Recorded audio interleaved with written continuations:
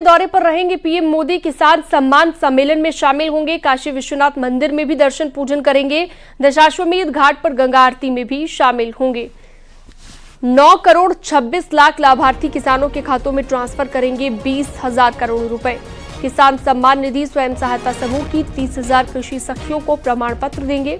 प्रधानमंत्री वाराणसी में प्रधानमंत्री की अगवानी के लिए मुख्यमंत्री योगी आदित्यनाथ वहां पर पहुंचेंगे तो काल भैरव और काशी विश्वनाथ मंदिर में भी दर्शन पूजन करेंगे और उसके बाद गंगा आरती में भी शामिल होंगे।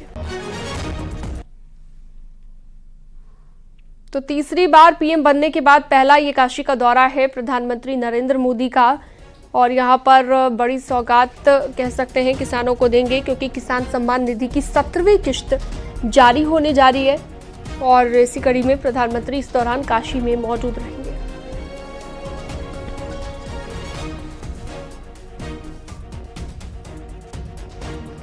तैयारियों की हम बात करें तो पूरे जो रूट है प्रधानमंत्री नरेंद्र मोदी का सड़क मार्ग से दशाश्वमेध घाट जाने और विश्वनाथ मंदिर जाने का, उस पूरे रूट को सजा दिया गया है। मैं आपको लहुरा बीर की तस्वीरें दिखा रहा हूं। ये लहुरा बीर चौराहा है जहां पर बड़ी संख्या में महिलाएं शाम को मौजूद रहेंगी और प्रधानमंत्री नरेंद्र मोदी का फूल बरसाकर, शंख बजाकर, ढोल नगाड़ों से स्वागत करेंगे। ये केवल एक पॉइंट नहीं है बल्कि पुलिस लाइन से दशाश्वमेध घाट तक कई पॉइंट्स पर ऐसे ही भाजपा के कार्यकर्ता और स्थानीय लोग प्रधानमंत्री नरेंद्र मोदी का तीसरी बार प्रधानमंत्री बनने के बाद पहले काशी आगमन पर स्वागत करेंगे। अगर आज के हम कार्यक्रमों पर सही तौर पर नजर डालें तो सबसे पहले प्रधानमंत्री करीब 4 बजे मेहंदीगंज पहुंचेंगे, जहां पर प्रधानमंत्री नरेंद्र मोदी जो किसान हैं उनको प्रमाण पत्र देंगे। 7वीं किस्त के रूप में 20,000 करोड़ रुपए से अधिक की राशि जारी करेंगे। करीबन 9.26 करोड़ लाभार्थी इससे लाभान्वित होंगे। सम्मेलन के दौरान ही पीएम मोदी स्वयं सहायता समूह की 30,000 से अधिक महिलाओं को कृषि सखी प्रमाण पत्र भी प्रदान करेंगे। हालांकि मंच पर कुछ लोगों को प्रतीकात्मक प्रमाण पत्र देंगे प्रधानमंत्री। और सम्मेलन के बाद पीएम मोदी शाम 7 बजे दशाश्वमेध घाट पर गंगा आरती में शामिल होंगे। लेकिन गंगा आरती में शामिल होने से पहले जब प्रधानमंत्री पुलिस लाइन से सड़क मार्ग के जरिए दशाश्वमेध घाट जाएंगे तो कुछ इसी तरीके से जगह जगह स्वागत तैयारियां की गई है और यहां पर प्रधानमंत्री नरेंद्र मोदी का जगह जगह स्वागत होगा। दशाश्वमेध घाट पर गंगा आरती में प्रधानमंत्री गंगा पूजन करेंगे। उसका रिद्धि सिद्धि के रूप में जो कन्याएं हैं वो मौजूद होंगी और चक गंगा आरती करेंगे। इसके बाद प्रधानमंत्री को गंगा सेवा निधि की ओर से भी रुद्राक्ष की माला, गंगा आरती और से जुड़ा हुआ उनकी तस्वीर और प्रसाद के रूप में लाल पेड़ा दिया जाएगा। गंगा घाट को भी पूरी तरीके से सजाया गया है गंगा आरती के लिए भी शाम को। और उसके बाद प्रधानमंत्री नरेंद्र मोदी विश्वनाथ मंदिर जाएंगे, जहां पर प्रधानमंत्री दर्शन पूजन करेंगे। आपको बता दें कि आचार संहिता का जब ऐलान हुआ था उससे पहले प्रधानमंत्री काशी आए थे और उन्होंने बाबा विश्वनाथ के दरबार में पूजन किया था और तब यहाँ पर ब्राह्मणों ने उनको विजय का मंत्र दिया था। और यहाँ से प्रधानमंत्री जब तीसरी बार जीते काशी से और प्रधानमंत्री बने हैं तो वो अपनी माँ गंगा, जिसको वो कहते हैं कि उन माँ गंगा ने उन्हें गोद लिया है, तो उन माँ गंगा का पहले स्मरण करेंगे, नमन करेंगे, पूजन करेंगे, गंगा आरती में शामिल होंगे। उसके बाद काशी पुराधिपति बाबा विश्वनाथ के दरबार में प्रधानमंत्री नरेंद्र मोदी पूजन अर्चन करेंगे और उसके बाद प्रधानमंत्री सीधे बरेका गेस्ट हाउस जाएंगे। एक जो चर्चा है जो न्यूज़ 18 अपने दर्शकों को बता रहा है कि प्रधानमंत्री नरेंद्र मोदी इस बार काशी में रात्रि भ्रमण कर सकते हैं। जो बड़े प्रोजेक्ट चल रहे हैं जिसमें जो प्रमुख नाम है वो है जो देश की पहली सार्वजनिक परिवहन के रूप में रोपवे सेवा शुरू हो रही है काशी में,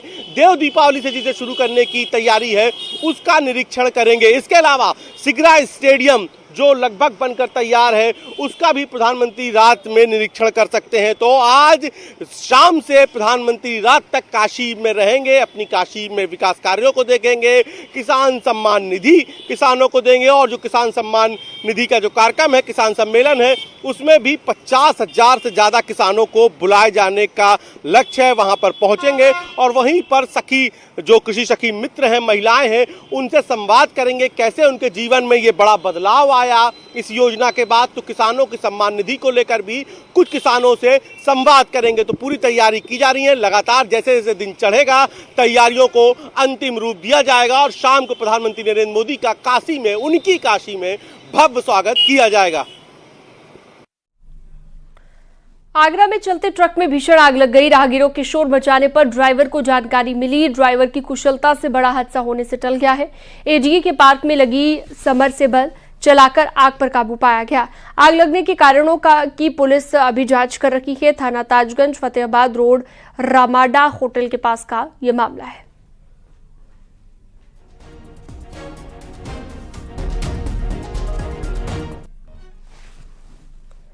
नीट परीक्षा पर सुप्रीम कोर्ट में सुनवाई हुई। सुप्रीम कोर्ट ने एनटीए को जारी किया है नोटिस।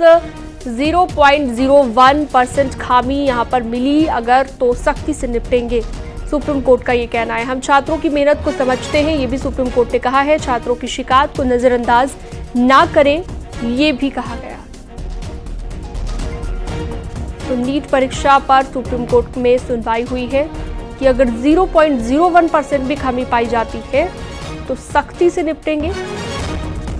और एनटीए को नोटिस भी जारी कर दिया गया है। सुप्रीम कोर्ट पहले भी एनटीए से सवाल कर चुका है, एनटीए से जवाब मांगा जा चुका है। सुशील पांडे ज्यादा जानकारी के साथ हमारे सहयोगी जुड़ गए हैं। सुशील, नीट परीक्षा को लेकर सुप्रीम कोर्ट में जो आज सुनवाई हुई उसमें क्या कुछ रहा?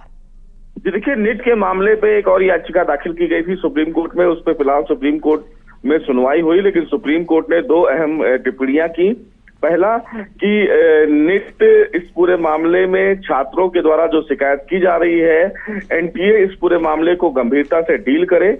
सुप्रीम कोर्ट ने यह भी कहा कि अगर इस पूरे मामले में किसी भी की तरफ से कोई लापरवाही अगर बरती गई है तो हम उनको नहीं छोड़ेंगे, यानी कि हम उनके साथ सख्त कार्रवाई करेंगे। तो सुप्रीम कोर्ट ने सीधे तौर पर यह भी कहा है कि छात्रों के द्वारा जो शिकायत हुआ है वो नजरअंदाज न किया जाए, क्योंकि हम छात्रों की मेहनत को समझते हैं। तो सीधे तौर पर सुप्रीम कोर्ट ने अपनी सख्ती नीट के मामले में दिखाई है। अब एनटीए इस दिशा में किस तरह आगे बढ़ता है ये देखने वाली बात होगी। लेकिन सुप्रीम कोर्ट ने जो याचिकाएं दाखिल की गई थी उन दोनों याचिकाओं पर फिलहाल एनटीए और केंद्र सरकार को नोटिस जारी कर मामले को मुख्य याचिका के साथ जोड़ दिया है, जिस पर अब 8 जुलाई को सुनवाई की जाएगी। लेकिन सुप्रीम कोर्ट के द्वारा की गई टिप्पणी निश्चित रूप से एक बड़ी टिप्पणी के तौर पर देखी जा सकती है, क्योंकि याचिकाकर्ताओं के द्वारा बार बार ये कहा जा रहा था कि नीट की जो परीक्षा हुई है उसमें पेपर लीक की पूरी संभावना है और इस पूरे मामले में साफ तौर से पूरे पर्याप्त सबूत हैं और बिहार और गुजरात के पुलिस द्वारा इस पूरे मामले में एफआईआर दर्ज की गई है, जिसके बाद सुप्रीम कोर्ट ने इस पूरे मामले में एक बड़ी टिप्पणी की है। ठीक है, बहुत शुक्रिया विस्तार से जानकारी के लिए सुशील।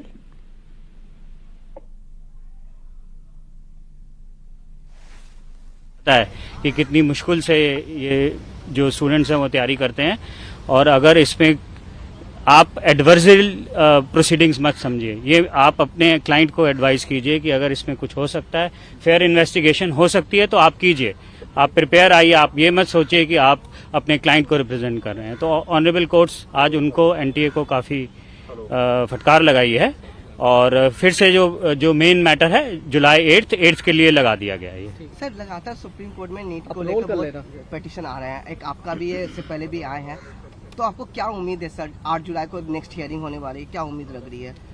देखिए, आज जिस तरीके का ऑनरेबल कोर्ट ने एनटीए को बोला है उससे हमारी उम्मीद बहुत जाग गई है। हमारे पास जो पिटीशन है उसमें 20,000 स्टूडेंट्स ने वो पिटीशन को साइन रिप्रेजेंट किया अपने को, और ये 8 जुलाई को आएगी।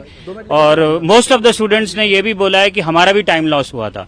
तो जाते जाते ऑनरेबल जजेस ने ये भी एड्रेस किया कि ये जो आप फिगर पे आए हैं कि 1563 स्टूडेंट्स का टाइम लॉस हुआ था, वो किस बेसिस पे आप कह रहे हैं, क्योंकि वो तो बहुत लोगों का हुआ था। हमारे स्टूडेंट्स हैं जिन्होंने पिटीशन किया है वो उनका नंबर ही बहुत ज़्यादा था। तो काफ़ी आज की हियरिंग मैं कहूँगा बहुत अच्छी रही फ्रॉम कैंडिडेट्स पर्सपेक्टिव और स्टूडेंट्स पर्सपेक्टिव के लिए। आज का हियरिंग बहुत अच्छा था। 8 जुलाई को हम बहुत होपफुल हैं, क्योंकि और एविडेंस जैसे शाहजहांपुर में एक ओवरलोड ट्रैक्टर रोड पर जमीन से कई फीट ऊपर तक उठ गया और ट्रॉली पर सीमेंट से भरी बोरियां लादी गई कि ट्रैक्टर हवा में उठ गया। ड्राइवर तब भी ट्रैक्टर चलाता रहा और बीच सड़क पर मोड़ लेता रहा। ड्राइवर अपनी जान के साथ खिलवाड़ कर दूसरों की जान के साथ भी खिलवाड़ करता हुआ नजर आया। वीडियो सामने आने के बाद संबंधित विभाग की खूब किरकिरी हो रही है।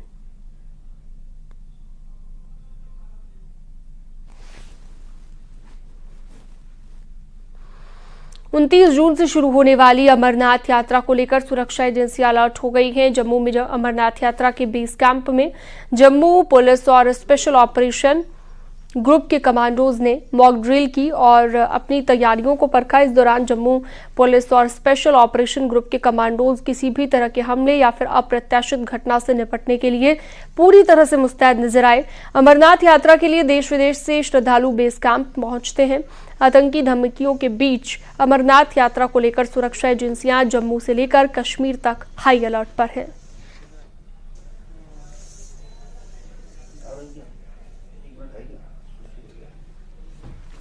एटा में संपत्ति के लिए बेटे पर अपनी मां की गला दबाकर हत्या करने का आरोप लगा है। आरोप यह है कि हत्या के बाद बेटे ने अपनी मां के शव को गहरी गठरी में बांधकर खेत में दफना दिया। घटना की जानकारी होने पर पुलिस ने आरोपी की निशानदेही पर महिला के शव को जमीन में से निकालकर पोस्टमार्टम के लिए भिजवा दिया है। शक के आधार पर पुलिस ने आरोपी बेटे से कड़ी पूछताछ की तो उसने अपना जुर्म भी कबूला। उसने बताया कि उसकी मां प्रॉपर्टी बेचने की धमकी दे रही थी, इसलिए उसकी हत्या कर दी गई। आरोपी को गिरफ्तार कर लिया गया है।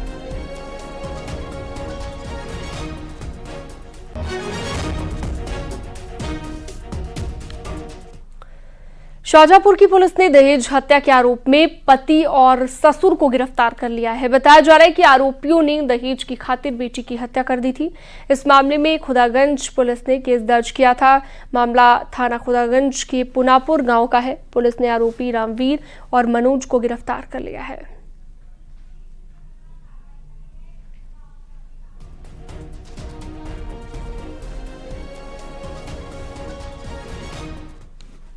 हमीरपुर जिले में शॉर्ट सर्किट के चलते दुकानों में भीषण आग लग गई। दुकान में रखा सारा सामान जलकर राख हो गया। दुकानों में तेज धुआं देखकर दुकानदारों ने चिल्लाकर सभी दुकानदारों को जगाया। तब तक दुकान में रखा सारा सामान जलकर राख हो गया था। दुकानदारों ने आग बुझाना शुरू कर दिया और आग की सूचना मिलते ही पुलिस मौके पर पहुंची और सूचना पर फायर ब्रिगेड की टीम ने कड़ी मशक्कत के बाद आग पर काबू पाया।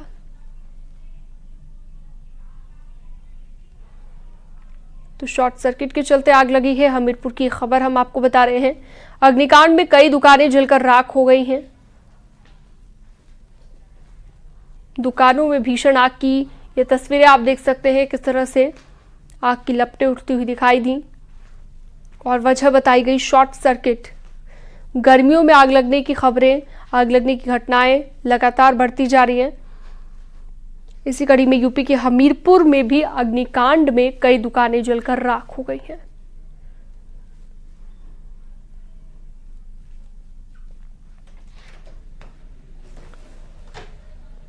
अयोध्या में रामलला के मंदिर में 1600 किलो की हनुमान जी की गदा और 1100 किलो का रामधनुष चढ़ाया जाएगा, जिससे राजस्थान से अयोध्या लेकर जाया जा रहा है।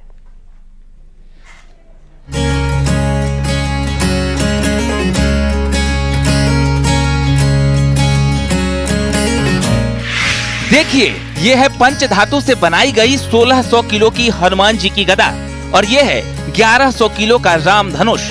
इसे देखने वाले हैरान हो जाते हैं। इसे लेकर राजस्थान के शिवगंज से अयोध्या पहुंची हैं आचार्य डॉक्टर सरस्वती गौर। उन्होंने कारसेवकपुरम में इस गदा और धनुष को राम मंदिर ट्रस्ट के महासचिव चंपत राय को समर्पित किया। इस दौरान रामलला के मुख्य पुजारी आचार्य सत्येंद्र दास मौजूद थे, जिन्हें हनुमान गदा भेंट कर राम मंदिर में समर्पित किया है। भगवान राम के प्रति अन्य भक्ति हमारे अंदर प्रतिदिन एक ज्वार के रूप में रहती है, लेकिन एक कोई अवसर नहीं था हमारे पास में कि हम उसको कैसे हम बाहर लेकर आए, हम उसको कैसे प्रदर्शित करें। लेकिन जब 22 जनवरी को जब भव्य राम मंदिर का यहाँ निर्माण हुआ, हमारे रामलला को टेंट से यहाँ पर एक सुंदर से राजमहल में जब यहाँ स्थापित किया गया, तब हमें भी एक आशा जगी कि हम भी अब अपनी भेंट यहाँ पर चढ़ावे के रूप में अर्पण करवा सकते हैं। इस गदा और धनुष को राजस्थान में भगवान शिव की नगरी शिवगंज में तैयार किया गया है। बीते दिनों राम मंदिर ट्रस्ट के महासचिव चंपत राय ने सिरोही से इसको केसरिया झंडा दिखाकर अयोध्या रवाना किया था। आचार्य डॉक्टर सरस्वती देव कृष्ण का कहना है कि प्रभु राम के भव्य मंदिर निर्माण के बाद पूरे देश दुनिया के राम भक्तों ने एक अलग ही आस्था प्रभु राम के प्रति दिखाई है, तो वो भी प्रभु राम को कुछ न कुछ समर्पित करना चाहती थी। इसलिए उन्होंने पंच धातु से निर्मित 1100 किलोग्राम का एक राम धनुष और 1600 किलोग्राम की हनुमान जी की गदा जो पंच धातु में तैयार करवाया। चंपत राय ने कहा था कि इन दोनों वस्तुओं को राम मंदिर में स्थापित किया जाएगा। इसको बनाने के लिए काफी समय लगा। राम नवमी से इसका कार्य लगातार चल रहा था। राम मंदिर के मुख्य पुजारी आचार्य सत्येंद्र दास ने कहा कि प्रभु राम और पवन पुत्र हनुमान के अलग अलग शस्त्र हैं। प्रभु राम का शस्त्र तीर धनुष है तो पवन पुत्र हनुमान का शस्त्र गदा है। जब प्रभु राम वनवास जाने लगे तब भी धनुष को नहीं छोड़ा था। इस प्रकार पवन पुत्र हनुमान का शस्त्र भी गदा है, जिसके माध्यम से पवन पुत्र हनुमान शत्रुओं का विनाश करते हैं और भक्तों का कल्याण करते हैं। और यह जो समर्पित होगा और रामलला के लिए, वह रामलला के धनुष बाण को स्थापित किया जाएगा और उसके बाद गदा भी स्थापित होगी।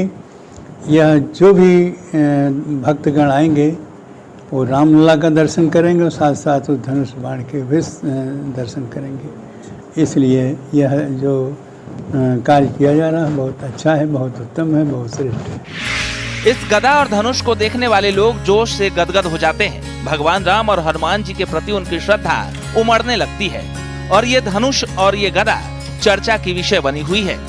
अयोध्या से निमिष गोस्वामी की रिपोर्ट।